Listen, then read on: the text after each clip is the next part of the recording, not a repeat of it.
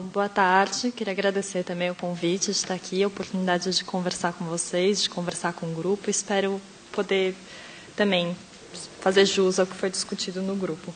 Na verdade, eu tinha planejado uma fala, mas aí a Val tocou, na verdade, num ponto que foi, acho que, a última coisa que a gente estava discutindo, então eu vou fazer o contrário. Eu fiz uma fala inicial e acho que nessa pergunta o que, pelo menos a primeira coisa que me suscitou foi essa questão do espaço, né? Como a nossa prática educacional, na verdade, ela está muito, hoje em dia, dependente desse espaço, e como o espaço ele é capaz de construir significados, sentidos e criar contextos. Pensando nisso, pensando na minha prática, que é dentro do museu e também na escola, então qual que é a diferença entre esses dois espaços, o museu e a escola? O que acontece em um, que não acontece no outro, e como que essas relações se dão? A gente estava num grupo que a maioria das pessoas eram educadores da Bienal, mas a gente também tinha uma professora no grupo, e isso foi muito legal, porque no final da nossa discussão, ela estava contando uma experiência, a experiência, na verdade, dela, de buscar, como professora, a sua formação em artes e tentar levar os alunos aos espaços culturais. E aí surgiu essa pergunta, mas então o que muda, né, dentro do espaço da escola e dentro do espaço do museu? E a gente também não chegou a nenhuma conclusão, mas eu acho muito legal a fala dela, que, na verdade, quando ela leva o grupo numa instituição cultural, uma coisa que fica muito latente é uma experiência de parceria entre o professor e o aluno. Se cria aí um laço, que é diferente do laço criado na escola. Uhum. E o que se torna também muito, que na fala dela, para mim, ficou muito forte, é que a partir do momento que o aluno conhece, vê uma obra de arte, entra em contato, mais do que conhecer a história da arte, ele está vislumbrando a possibilidade do fazer.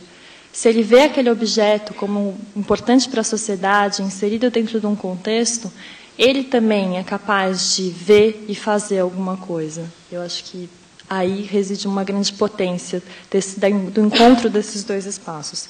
Mas é claro que acho que esse encontro ele tem muitos ainda desafios, né, para acontecer. Então, só deixar aqui as meditações.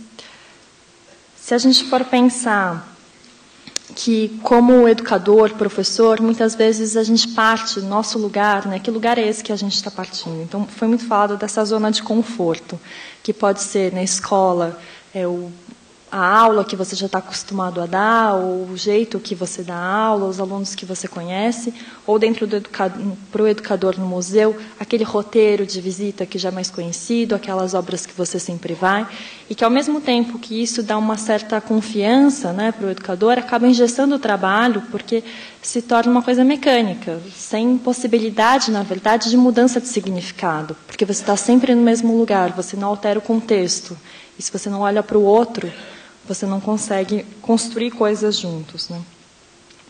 Mas aí também tem uma questão que viver no espaço da tensão e da mudança o tempo todo também é uma carga pesada para o educador, né?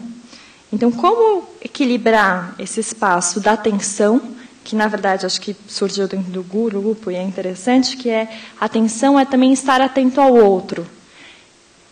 E como lidar com esse espaço do conforto ao mesmo tempo.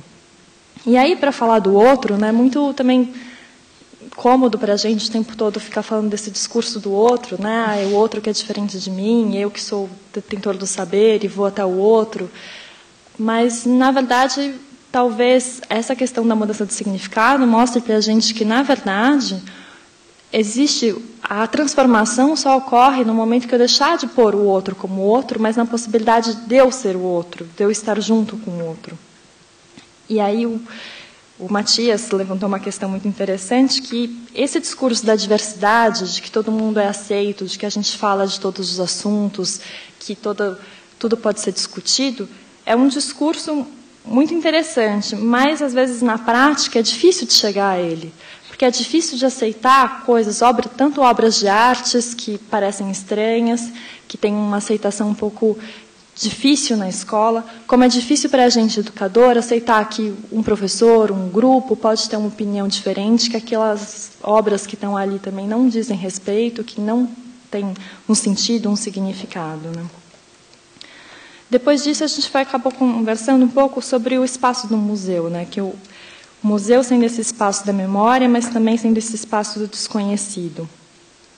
E aí, dentro dessa prática, como que você consegue olhar para aquele grupo que você recebe e pescar, na verdade, os interesses e fazer uma visita que não seja uma coisa superficial, e na escola também tentar fazer isso, né? Fazer esse projeto educativo que seja baseado pelos interesses do aluno. Se na escola você tem a possibilidade temporal de desenvolver isso e fazer com que isso realmente não seja uma coisa superficial, mas que você vai abordando os currículos, como que você faz isso dentro do museu, que você tem 2 horas, ou 1 hora, 1h30 para fazer esse encontro? Como partir da subjetividade, dos interesses daquelas pessoas que estão naquele encontro e, ao mesmo tempo, garantir que isso não seja uma coisa superficial, que você consiga dar conta de uma série de conteúdos que estão ali. E, na verdade, talvez a relação entre a educação formal e a não formal, na escola e no museu, seja um aprender com a prática do outro. Como os educativos conseguem aprender com essa prática temporal da escola, que está ali com contato o tempo todo com o mesmo grupo, que o professor pode pensar uma coisa, fazer uma coisa e depois refazer, não deu certo, e os educadores que lidam o tempo todo com a efemeridade. Como que a gente ressignifica, como que a gente chega perto desse universo e fala sobre esses sentidos.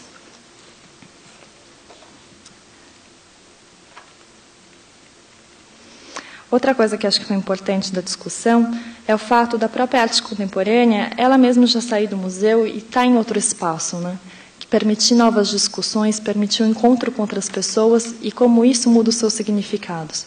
Mas também nesse momento, acho que a importância do fazer surgiu, que ao ver se vislumbra a possibilidade do fazer e que no fazer, na verdade, outros significados daquela coisa que, quando você vê, você elabora um discurso, né, ou palavras, mas que a prática, de certa forma, garante uma construção de significado mais pessoal e mais arraigado.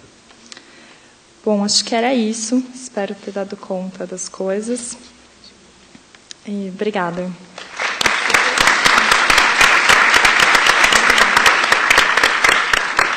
Posso só fazer um agradecimento que esqueci? Eu esqueci de falar que foi fundamental a participação do Jackson e da Letícia no grupo, porque a gente sentiu como grupo que foram as ideias que puxaram a gente para pensar mesmo nisso tudo como 2 instituições que têm ordens diferentes, mas que têm ordens de sistematização nos 2 lugares. Então, eles trouxeram da experiência deles essa ideia muito do ato educativo e da percepção.